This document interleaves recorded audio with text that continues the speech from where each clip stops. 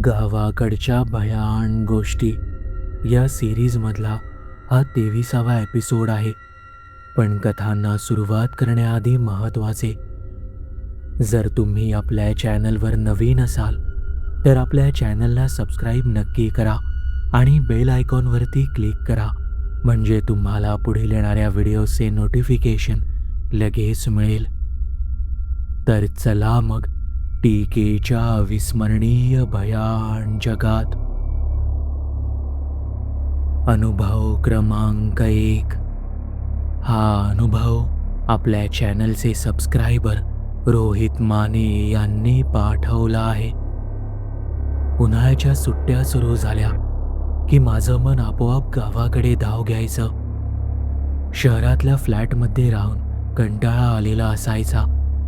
त्रास देणारी उष्णता, सतत ट्रॅफिकचा आवाज आणि मोबाईलमध्ये अडकलेलं आयुष्य यापेक्षा गावातली शांतता मला जास्त जवळची वाटायची.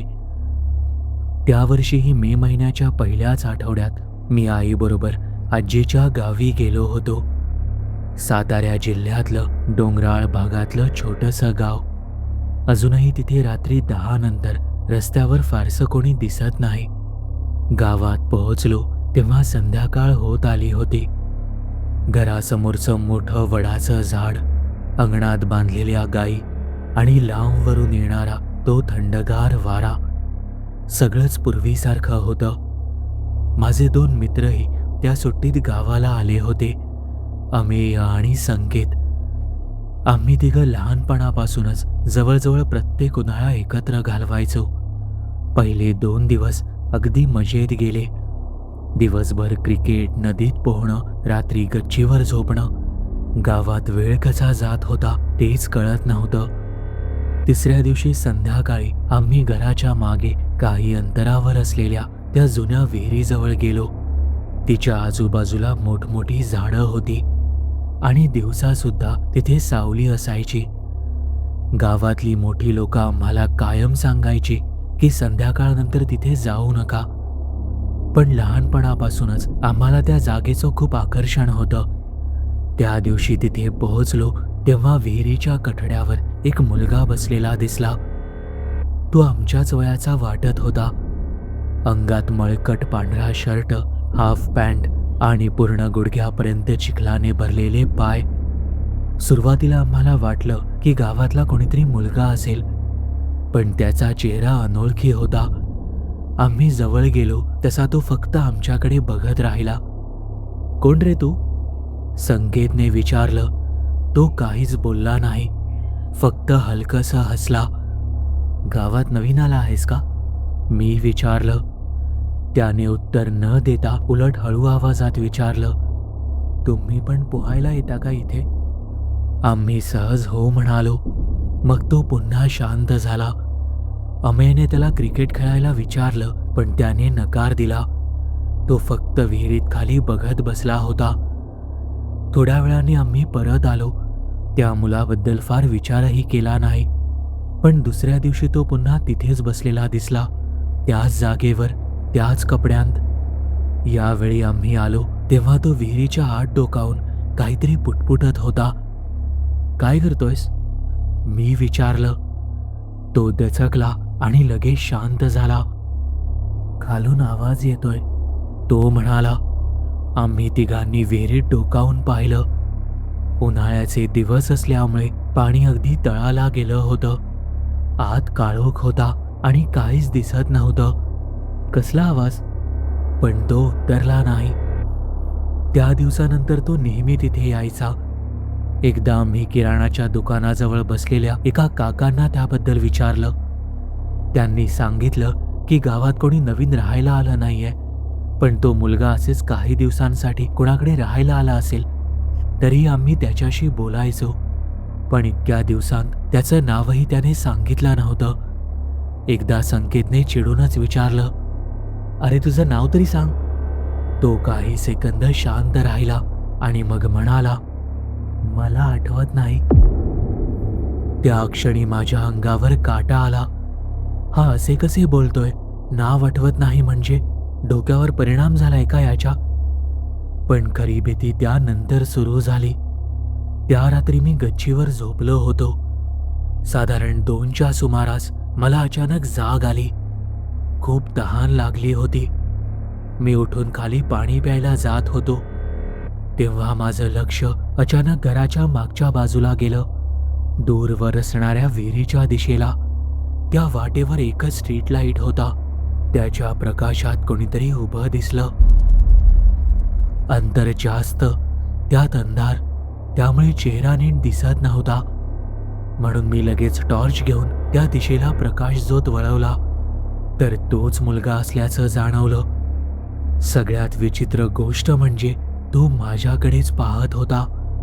मी काही सेकंद त्याच्याकडे बघत राहिलो. मग अचानक तो हळूहळू मागे फिरला आणि अंधारात निघून गेला.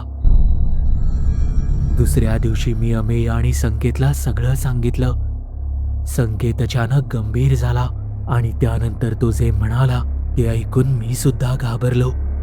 तो म्हणाला की काल रात्री तो माझ्याही घराजवळ आलेला.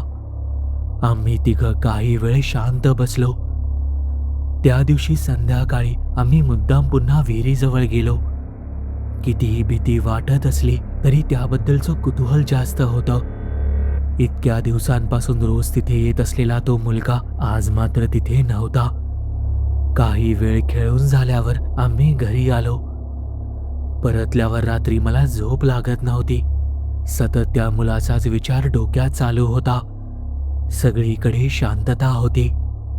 मग अचानक बाहेरून आवाज आला. कोणीतरी हळू आवाजात माझं नाव घेत होतं. मी गच्चीवरून खाली अंगणात पाहिलं, पण कोणीच दिसलं नाही. पण पुन्हा आवाज आला, यावेळी स्पष्ट, बाहेर ये. माझं हृदय जोरजोरात धडधडायला लागलं. आवाज घराच्या मागच्या बाजूने येत होता, म्हणजे विहिरीच्या दिशेने. मी भीतीने जागेवरच थांबलो. काहीच प्रतिसाद द्यायचा नाही असं मी ठरवलं आणि काही मिनिटांनी आवाज यायचा आपोआप बंद झाला. दुसऱ्या दिवशी सकाळी मी घराच्या मागे गेलो तर माती ओलसर जाणवली आणि त्यावर स्पष्ट पावलांचे ठसे दिसत होते. आता मात्र मला राहवले नाही. त्यामुळे इतके दिवस लपवून ठेवलेल्या सगळ्या गोष्टी मी आईला सांगितल्या. आई आणि आजीकडून बराच ओरडा मिळाला. नंतर मला आईने सांगितलं, ती लहान असताना एका मुलाचा त्या विहिरीत पडून मृत्यू झाला होता आणि त्याचा मृतदेह तब्बल 3 दिवसांनी मिळाला होता. त्यानंतर आम्ही तिघांनी ठरवलं की पुन्हा कधीही त्या विहिरीजवळ जायचं नाही. पण त्या रात्री सगळ्यात भयानक प्रकार घडला. मध्यरात्री अचानक अमेय आमच्या घरी धावत आला. तो प्रचंड घाबरलेला होता. तो फक्त एवढंच म्हणाला, अरे संकेत घरात नाहीये, कुठेतरी बाहेर निघून गेलाय. आम्ही दोघं लगेच बाहेर पडलो. गाव पूर्ण शांत होतं. कुत्र्यांचे आवाज दूरवरून येत होते. आमच्या मनात एकच जागा होती, ती म्हणजे ती विहीर. आम्ही तिथे धावतच पोहोचलो आणि पुढचे दृश्य पाहून जागीच थबकलो. कारण संकेत विहिरीच्या कठड्यावर उभा होता. जणू झोपेत चालत आला होता. संकेत एक पाऊल पुढे टाकणार इतक्यात अमेय जोरात ओरडला. संकेत दचकला, पण त्याचा तोल जाऊन तो विहिरीत पडला. आम्ही दोघंही धावत गेलो आणि विहिरीत डोकावलं, पण आम्हाला काहीच दिसत नव्हतं. तेवढ्यात मागून माझ्या आणि अमेयच्या घरचे धावत आले. सोबत संकेतचा मोठा भाऊ आणि आजोबाही होते. त्याचा मोठा भाऊ पट्टीचा पोहणारा होता, म्हणून त्याने अंदाज घेत विहिरीत उडी मारली. संकेत जवळपास बुडालाच होता, पण त्याला कसेबसे वाचवले. घडलेला प्रकार खूप भयानक होता. जर आम्ही वेळेवर तिथे आलो नसतो तर संकेतच्या जीवावर बेतलं असतं. दुसऱ्याच दिवशी आई मला घेऊन शहरात आली. सगळं हळूहळू विसरायचा प्रयत्न केला, पण आजही एक गोष्ट माझ्या लक्षात आहे. त्या रात्रीनंतर संकेत पूर्ण बदलला होता. तो खूप शांत झाला होता आणि गावाहून परतताना त्याने मला एक गोष्ट सांगितली होती. जेव्हा तो विहिरीच्या कठड्यावर उभा होता तेव्हा त्याच मुलाचा आवाज त्या विहिरीतून येत होता आणि तो संकेतला सांगत होता, तू खाली येणार ना?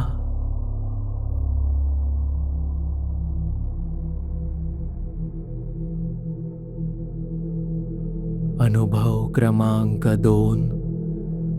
हा अनुभव आपल्या चॅनलच्या एका सबस्क्रायबरने पाठवला असून त्यांनी त्यांचे नाव गुपित ठेवण्याची विनंती केली आहे.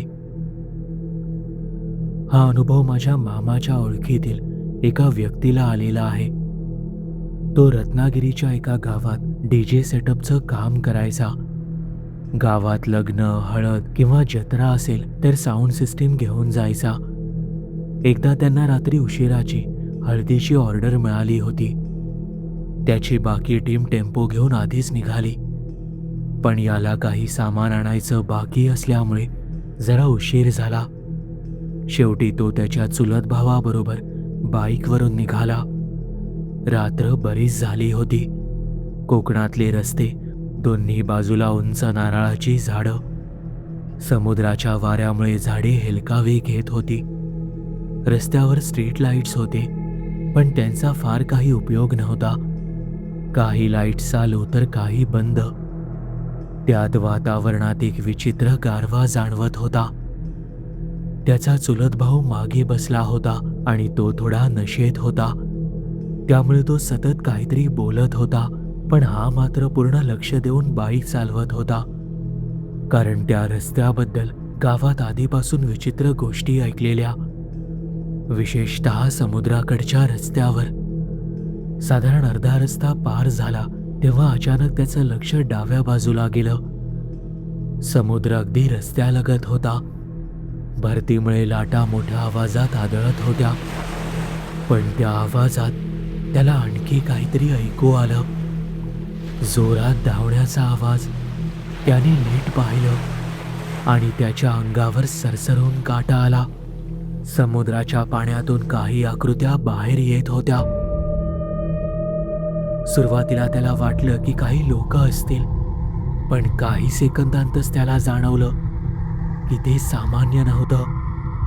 त्या जसजशा रस्त्याच्या दिशेने येऊ लागल्या, त्याला जाणवलं की त्या आकृत्या असामान्य उंचीच्या आहेत, किमान 8 ते 9 फूट.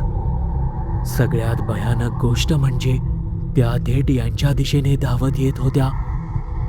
त्याने काहीही विचार न करता बाईकचा वेग वाढवला. अचानक वेग वाढल्यामुळे मागे बसलेला भाऊ जोरात ओरडला, अरे काय झालं, स्पीडमध्ये का घेतली गाडी? पण हा मात्र काहीच बोलला नाही. त्याचं पूर्ण शरीर घामाने ओलं झालं होतं. थंड वारा असूनही त्याला प्रचंड गरम होत होतं. त्याने धाडस करून एकदा आरशात पाहिलं. ते जे काही होतं ते अजूनही त्यांच्या मागेच होतं आणि त्यांचा वेग बाईकच्या वेगा इतकाच होता. त्या क्षणी त्याच्या लक्षात आलं की त्या आकृत्यांचे पाय नीट दिसत नाहीयेत, कारण आता त्या धावत नव्हत्या, तर जणू त्या जमिनीपासून काही फूट वर हवेत तरंगत पुढे सरकत होत्या. त्याने घाबरून बाईक अजून वेगात घेतली. रस्त्यावर पुढे एक छोटंसं देवीचं मंदिर दिसलं. गावातली लोक त्या मंदिराजवळ नेहमी हात जोडून जायचे. जसा तो मंदिराजवळ पोहोचला, अचानक मागचा सगळा आवाज यायचा बंद झाला. जणू काही घडलंच नाही. त्याने हळूच आरशात पाहिलं. मागे कोणीही नव्हतं, फक्त रिकामा रस्ता आणि दूरवर समुद्राच्या लाटांचा आवाज. त्याने बाईक थांबवली नाही. थेट लग्नाच्या ठिकाणी पोहोचेपर्यंत तो थांबलाच नाही. तिथे पोहोचल्यावर तो सरळ घरात गेला आणि देवाऱ्यासमोर जाऊन बसला. त्याचा श्वास जोरात चालू होता आणि हात थरथरत होते. बाकी लोकांना वाटलं की याची तब्येत वगैरे बिघडली असेल आणि त्याच्या चुलत भावाला अजूनही काही समजलं नव्हतं, कारण त्याच्या म्हणण्यानुसार त्याला रस्त्यावर काहीच दिसलं नव्हतं.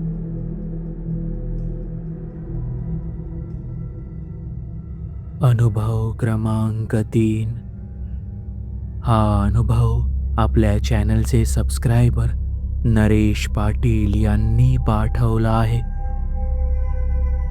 उन्हाळ्याच्या दिवसांमध्ये गावात रात्री उशिरापर्यंत फिरण्याची आमची सवय होती. दिवसभर अंग भाजणारा उकाडा असायचा, पण रात्री मात्र गाव पूर्ण बदलून जायचं. रस्त्यावरची धूळ शांत बसलेली असायची. घराबाहेर लोक खाट टाकून झोपलेली असायची आणि दूरवर कुठेतरी कुत्र्यांचा आवाज ऐकू यायचा. शहरात अशा प्रकारची शांतता कधीच अनुभवायला मिळत नाही. असो, आमच्या गावात येण्यासाठी 2 रस्ते आहेत.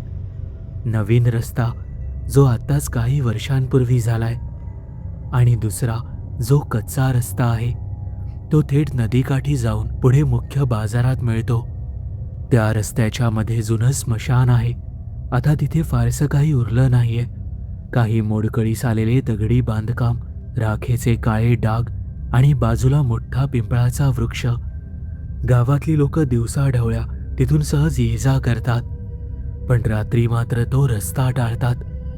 कारण त्या जागेबद्दल गावात एक विचित्र गोष्ट सांगितली जाते, जी मी आता नाही, अगदी लहानपणापासून ऐकतोय, की तो कच्चा रस्ता चांगला नाहीये. तिथे एक जखीण आहे.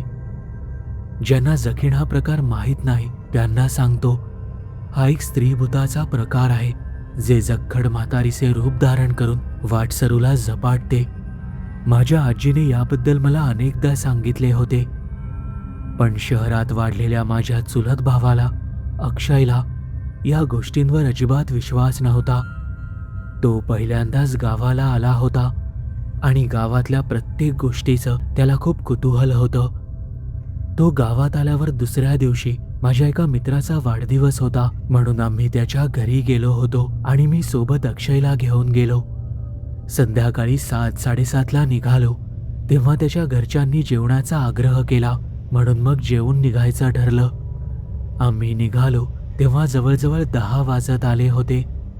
नवीन रस्ता खूप लांब पडणार होता, म्हणून अक्षयने लगेच कच्च्या रस्त्याने जायचं ठरवलं.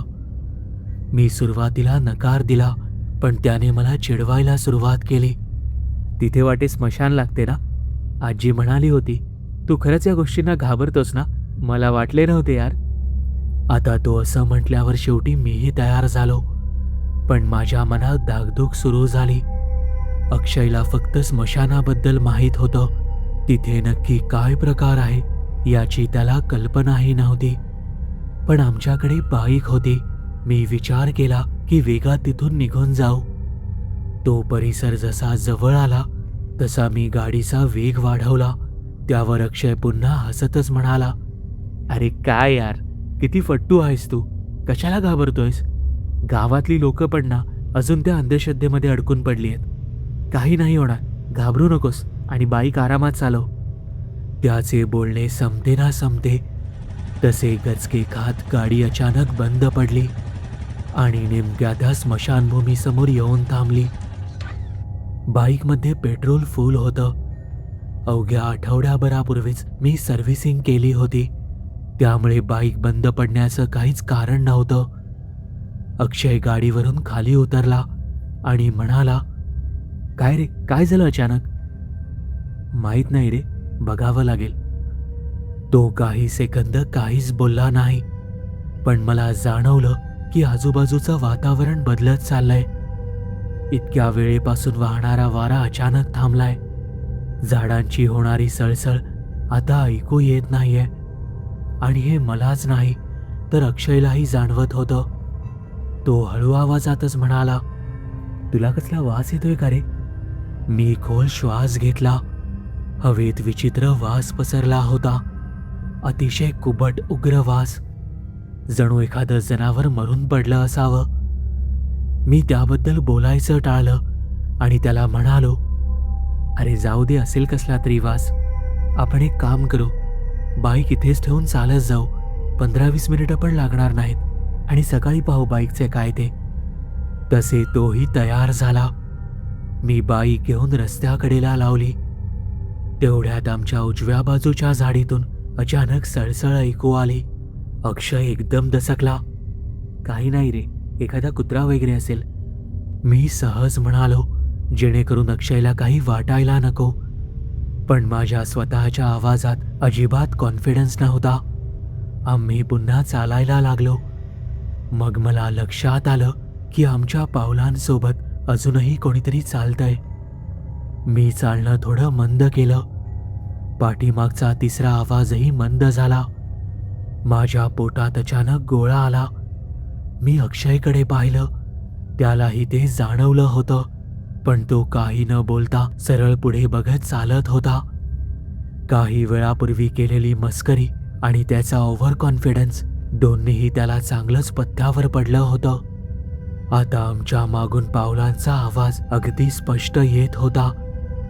जणू कोणीतरी अनवाणी चालत होतं.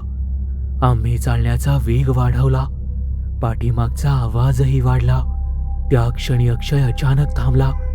मी चिडून पण दबक्या आवाजातच विचारलं, "अरे काय झालं? का थांबलास?" तो हळू आवाजातच म्हणाला, "अरे माझ्या खांद्यावर आत्ता कोणीतरी हात ठेवला." त्याचं हे वाक्य ऐकून माझं सर्वांग शहारलं. मी त्याच्या खांद्याकडे पाहिलं तर त्याचं शर्ट काही अंशी मागे खेचल्यासारखं झालेलं. जणू कोणी हात ठेवून त्याला थांबवण्याचा प्रयत्न केलाय. आम्ही दोघं काही सेकंद जागेवरच उभे राहिलो आणि मग मागून एक विचित्र आवाज ऐकू आला. तो आवाज ऐकून घाबरून आम्ही दोघे अक्षरशः पळायला लागलो. अक्षयला धाप लागली होती आणि त्याचा चेहरा पूर्ण पांढरा पडलेला. त्या रात्री तो काही बोललाच नाही. दुसऱ्या दिवशी सकाळी मात्र त्याने मला एक गोष्ट सांगितली. जेव्हा आम्ही स्मशानाजवळून चालत होतो तेव्हा त्याला वारंवार असं वाटत होतं की कोणीतरी आमच्या मागे नाही तर आमच्या बरोबर चालत होतं, नेमकं आमच्या मधोमध. त्या दिवसानंतर अक्षयचं एकटं पडणं बंद झालं. रात्री झोपतानाही तो नेहमी खिडकी बंद करून झोपायचा. आणि सगळ्यात विचित्र गोष्ट म्हणजे तो आरशासमोर उभं राहणं टाळायचा. शेवटी त्याच्यावरून उतारा काढून टाकला तेव्हा तो कुठे बरा झाला. यावरून एक गोष्ट शिकायला मिळाली, आपल्याला ज्या गोष्टीबद्दल पूर्ण माहिती नसते त्याबद्दल अति शहाणपणा दाखवू नये, कारण काही गोष्टी आपल्या जीवावर बेतू शकतात.